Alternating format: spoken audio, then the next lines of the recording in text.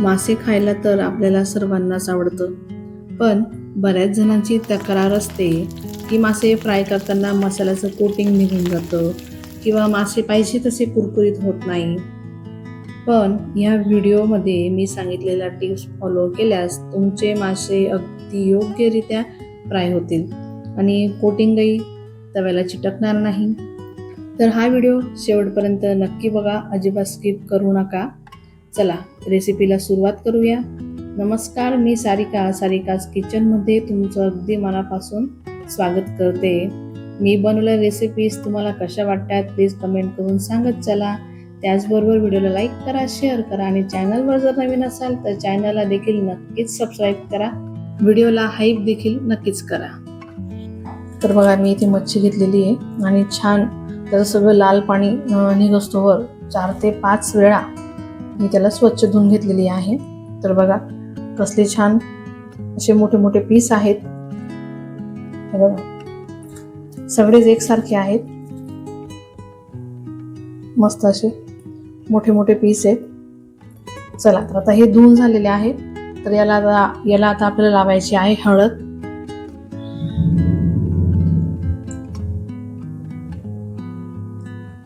तर हे जरा असे व्यवस्थित करते आणि हळद लावून घ्यायची आहे.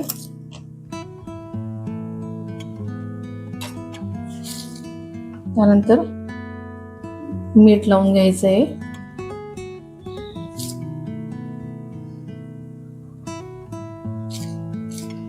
मीठ तुम्ही ही अंदाजानुसार लावून घ्या. त्यानंतर लागणार आहे लिंबू.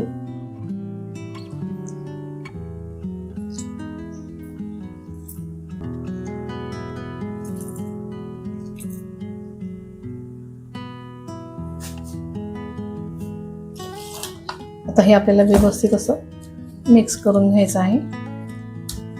तर बघा हे अशा पद्धतीने करायचं, एकमेकांवर असे उलटे सुलटे करून घ्यायचं आहे. म्हणजे काय ना, दोघं साईडला व्यवस्थित लावून होत आहे.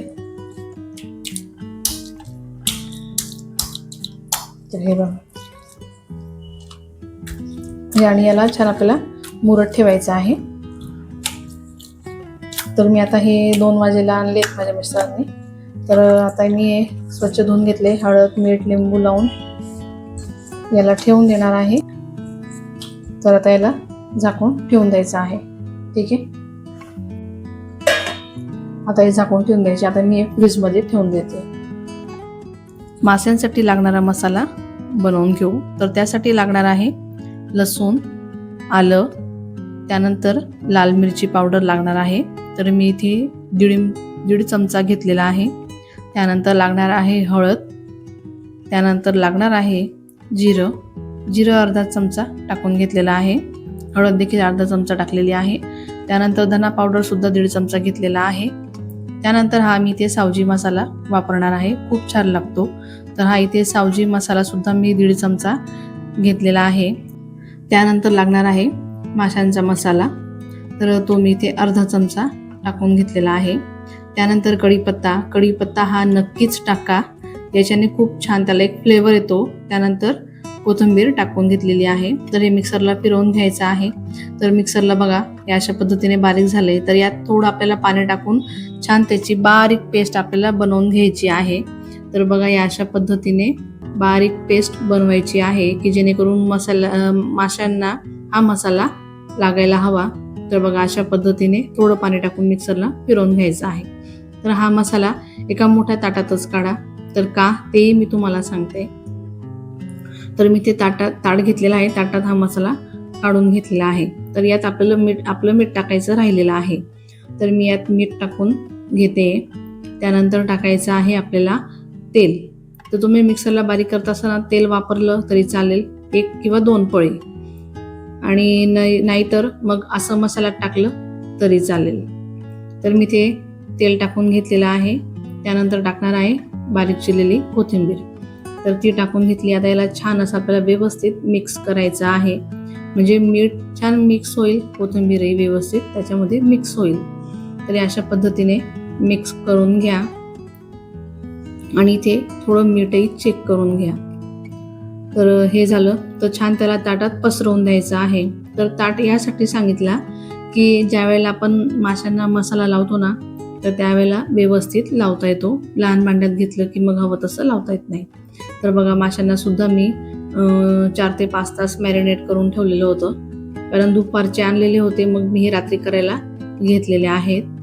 तर छान मॅरिनेट करून झालेत, ते छान मुरलेत मिठामध्ये. तर बघा हे असं लावायला ताटात सोपं जातं, म्हणून मोठ्या भांड्यात घ्या.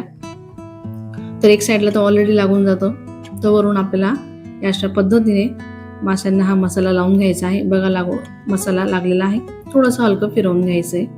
तर बघा अशा पद्धतीने लावायचं आणि याला आपल्याला 10 ते 15 मिनिटं ठेवायचं आहे. जर तुमच्याकडे वेळ नसेल तर तुम्ही लगेच केले तरी काही हरकत नाही, आणि मग वेळ असेल तर मग असं लावून ठेवा. तोवर तुम्ही दुसरं काहीतरी स्वयंपाक जो असेल यासोबत तो तुम्ही करून घ्या, म्हणजे छान मुरून होतील.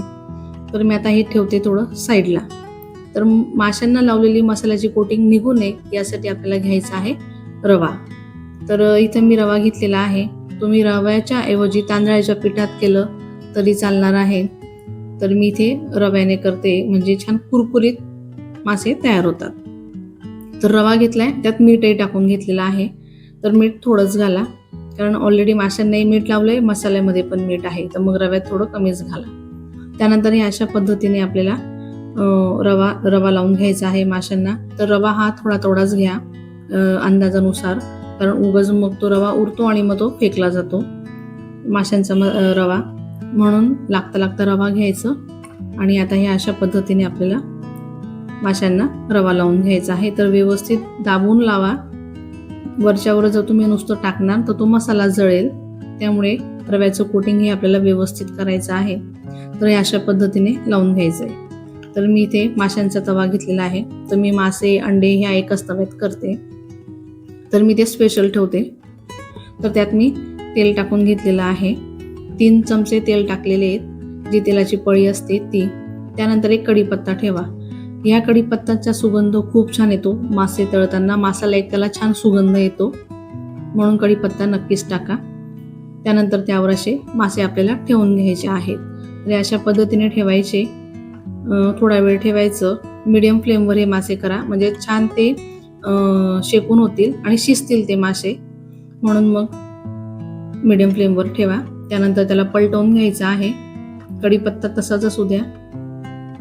हे अशा पद्धतीने पलटवून घ्यायचे आहेत. बघा कसला छान हळूहळू त्याला एक रंग येतोय आणि त्याचा सुगंध सुद्धा खूप छान येतोय कढीपत्ता असल्यामुळे खाली. त्यानंतर झाकून द्यायचं, म्हणजे ते शिजून होतील. तर मी झाकण काढून अधूनमधून पलटून घेतलेलं आहे. बघा या अशा पद्धतीने. ती क्लिप जरा चुकून डिलीट झाली माझ्याकडून, म्हणून ते जरा राहिलंच. तर हे असे आपल्याला पलटवून घ्यायचं आहे. मीडियम फ्लेमवर करा आणि शेवटी मग फुल गॅसवर करा, म्हणजे छान कुरकुरीत लालसर असे तळून होतात. तर बघा मी परत थोड्या वेळसाठी झाकून ठेवलं आणि बघा फुल गॅस करून मी दोघं साईडने मस्त छान त्याला कुरकुरीत असं शेकून घेतलेलं आहे. तर बघा अजिबात रव्याची कोटिंग निघालेली नाहीये, इतके छान हे मासे तयार होतात. तर तुम्ही सुद्धा आहे ना अशाच पद्धतीने मासे बनवून बघा, नक्कीच तुम्हाला आणि घरातल्यांना आवडतील.